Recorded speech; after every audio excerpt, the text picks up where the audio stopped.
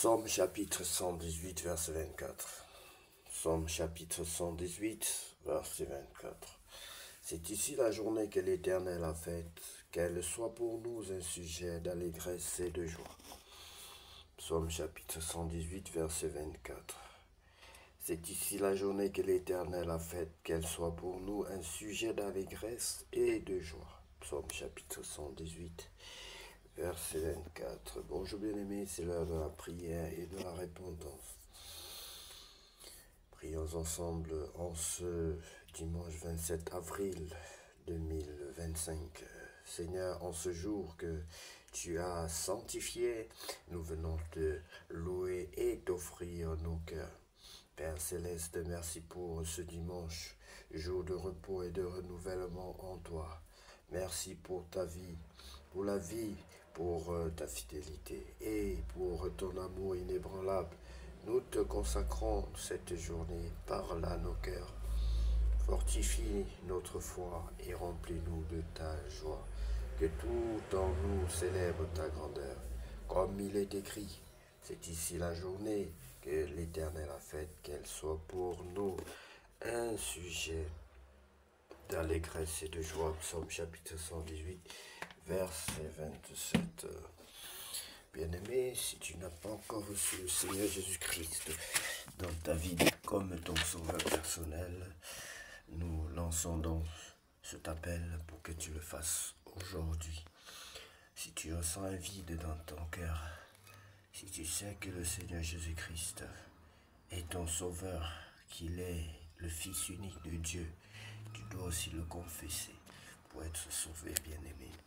Tu dois regretter tes péchés. Si tu es prêt à le faire, tu vas donc répéter cette prière après moi. Seigneur Jésus-Christ, je reconnais que je suis un pécheur. Seigneur Jésus-Christ, je reconnais que je suis un pécheur. Je regrette tous mes péchés. Je regrette tous mes péchés. Je ne veux plus recommencer. Je ne veux plus recommencer. Aide-moi. Aide-moi à marcher selon ta volonté. À marcher selon ta volonté. Je t'accepte dans ma vie comme mon sauveur personnel et mon Seigneur. Je t'accepte dans ma vie comme mon sauveur personnel et mon Seigneur.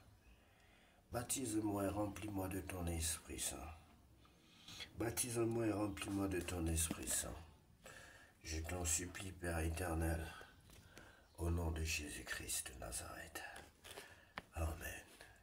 Bien-aimé, si tu as fait cette prière de tout ton cœur, sache que désormais tu es appelé enfant de Dieu. Désormais ton nom est écrit dans le livre de vie de Dieu. Et désormais tu es un enfant sauvé. Tu vas continuer à marcher, à vivre selon le plan de Dieu, à vivre selon la volonté de Dieu dans la tienne. Tu vas chercher cette volonté qui se retrouve particulièrement dans la parole de Dieu, l'Ancien ou le Nouveau Testament. Et c'est la raison pour laquelle le Seigneur te demande de lire sa parole chaque jour, que ce livre de la loi ne quitte point tes yeux. Sois encouragé, bien-aimé, sois la bienvenue dans la famille, la grande famille chrétienne. Sache que le Seigneur et ses anges sont très fiers de toi pour l'acte que tu viens de poser, pour la repentance, pour l'acte de repentance que tu viens de poser.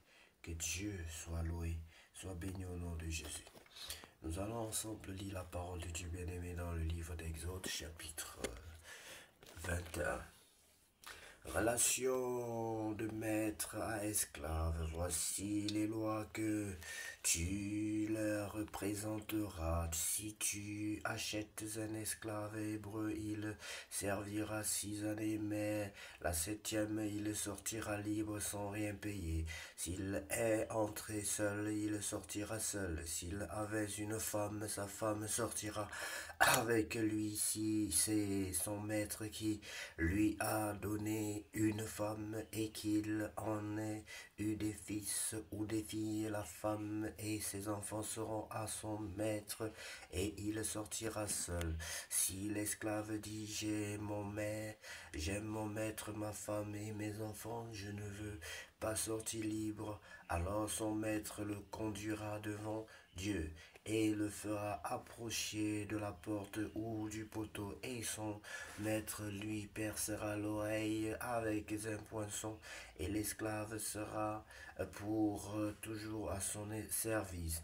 Si un homme vend sa fille pour être esclave, elle ne sortira point comme sortent les esclaves. Si elle déplaît à son maître qui s'était proposé de la prendre pour femme, il, il facilitera son rachat, mais il n'aura pas le pouvoir de la vendre à des étrangers après lui avoir été infidèle. S'il la destine à son fils, il agira envers elle selon le droit des filles. S'il prend une autre femme, il ne retranchera rien pour la première à la nourriture, aux vêtements et au droit conjugal. Et s'il ne fait pas pour elle ces trois choses, elle pourra sortir sans rien payer, sans donner de l'argent. Dommage corporel et sanction. Celui qui frappera un homme mortellement sera puni de mort s'il ne lui a point dressé d'embûche et que Dieu les fait tomber sous sa main. Je t'établirai un lieu où il pourra se réfugier. Mais si quelqu'un agit méchamment contre son prochain en employant la ruse pour le tuer, tu l'arracheras même de mon autel pour le faire mourir. Celui qui frappera son père ou sa mère sera puni de mort. Celui qui dérobera un homme et qui l'aura vendu ou retenu entre ses mains sera puni de mort. Celui qui maudira son père ou sa mère sera puni de mort. Si des hommes se querellent et que l'un d'eux frappe l'autre avec une pierre ou avec le poinçon sans causer sa mort, mais en l'obligeant à garder le lit, celui qui aura frappé ne sera point puni. Dans le cas où l'autre viendrait à se lever et à se promener dehors avec son bâton seulement, il le dédommagera de son interruption de travail et il le fera soigner jusqu'à sa guérison. Si un homme frappe du bâton son esclave, homme ou femme, et que l'esclave meurt sous sa main, le maître sera puni, mais s'il survit un jour ou deux, le maître ne sera point puni car c'est son argent. Si des hommes se querellent et qu'ils heurtent une femme enceinte et la fassent accoucher sans autre accident, ils seront punis d'une amende imposée par le mari de la femme et qu'ils payeront devant les juges. Mais s'il y a un accident, tu donneras vie pour vie, œil pour œil, dent pour dent, main pour main, pied pour pied, brûlure pour brûlure, blessure pour blessure, meurtrissure pour meurtrissure. Si un homme frappe l'œil de son esclave, homme ou femme, et qu'il lui fasse perdre l'œil, il le mettra en liberté pour prix de son œil. Et s'il fait tomber une dent à son esclave, homme ou femme, il le mettra en liberté pour prix de sa dent.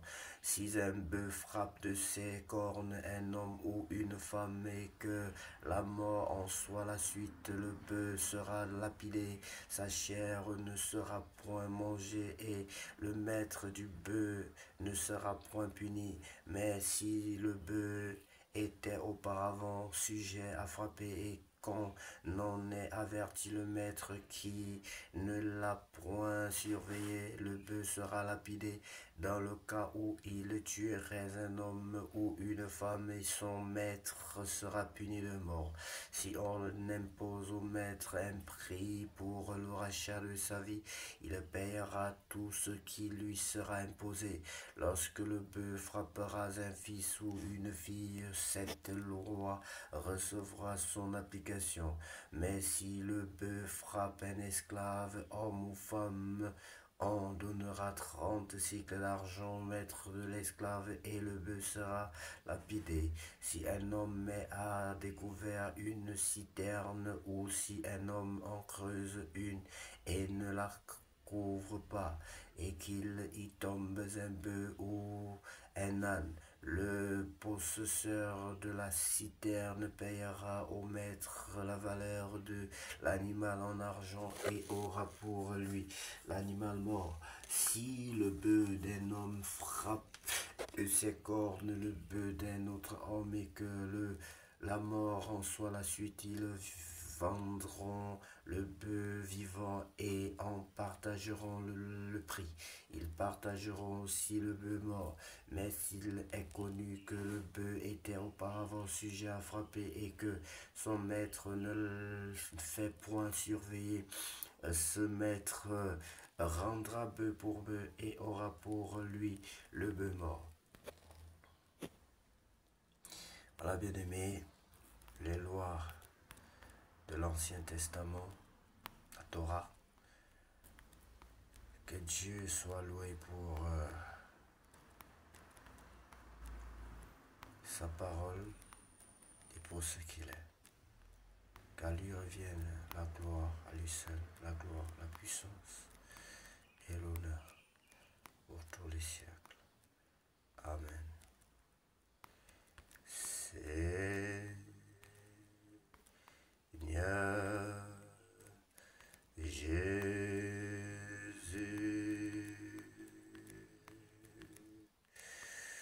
que la gloire te revienne,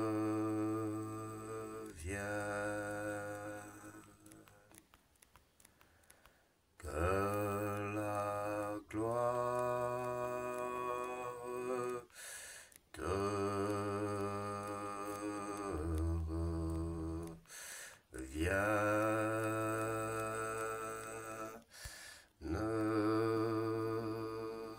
Bien-aimés, que Dieu vous bénisse abondamment, que les anges de l'Éternel vous accompagnent. Il est écrit que les anges de l'Éternel campent autour de ceux qui craignent Dieu et les arrachent du danger.